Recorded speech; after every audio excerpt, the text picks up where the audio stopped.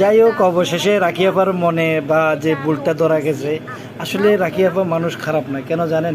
আমি ওনাকে ট্রোল করলে করতে পারতাম, আসলে ভিডিওতে আমরা যা দেখি তা কখনো সত্য হয় না। আসলে রাখি আপা যেহেতু আমাদের বৃহত্তর নোয়াখালী অঞ্চলের একজন যথেষ্ট গুণীমানের অভিনেত্রী ছিল, আর ওনার মন মানুষের যথেষ্ট ভালো। উনি মায়ের জন্য যেভাবে কান্নাকাটি করে ভাই ব্রাদারকে নিয়ে, ওনার কমেডি বলেন, ওনার নাটকগুলো আমরা অনেক দেখছি। যার কারণে বিশেষত্ব হচ্ছে যে কি, দিন শেষে আমি মানুষ, তিনিও মানুষ। অভিনয় জগৎটা না থাকলেও সে এখন একটা, উনি ফ্রান্সে থাকে ওনার স্বামীর সাথে, অনেক টাইমে হাসি ঠাট্টার মজার ভিডিও বানায়, আমরা সবাই দেখি। বিশেষ করে এই নোয়াখালী অঞ্চলের মানুষগুলো ওখানকে খুব যথেষ্ট ভালোবাসে।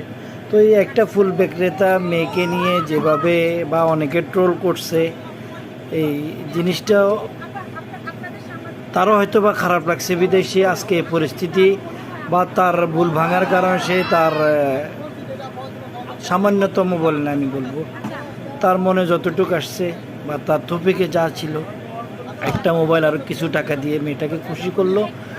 যে জিনিসটা আমার কাছে অবশেষে যথেষ্ট ভালো লাগছে। আসলে মানুষটা খারাপ না, ওনার নাটকগুলোতে দেখবেন আবেগ আছে, খুশি আছে, হাসি ঠাট্টা আছে, মজা আছে, শিক্ষণীয় কিছু বিষয় আছে। আমি যথেষ্ট আকারে ওনার একজন ফ্যান, আর এক হিসাবে আমি বড় আপুর মতো মনে করি।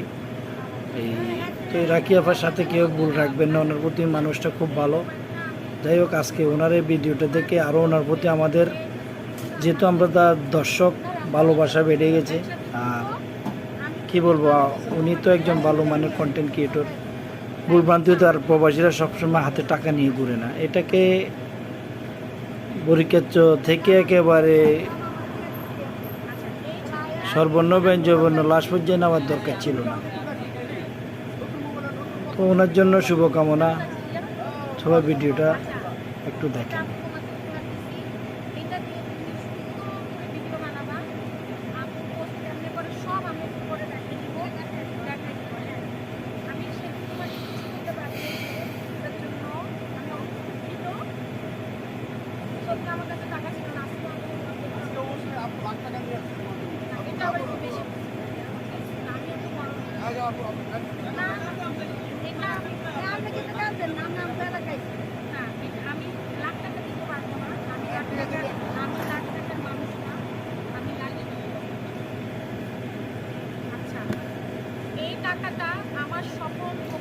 আর অবশেষে বলবো, আমি একজন প্রবাসী, আমি আমার আবেগটাকে আমি বুঝি।